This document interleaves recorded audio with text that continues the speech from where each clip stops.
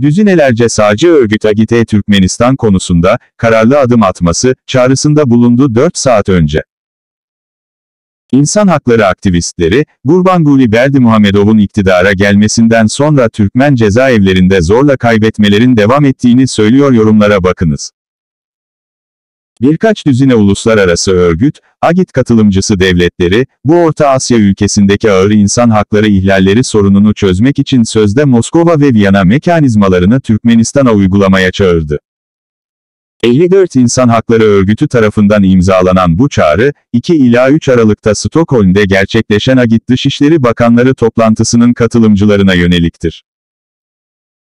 1 Aralık tarihli itiraz, yine Stockholm'de düzenlenen AGİT Sivil Toplum Paralel Konferansı sırasında kabul edildi ve 6 Aralık'ta Sivil Dayanışma Platformu'nun internet sitesinde yayınlandı.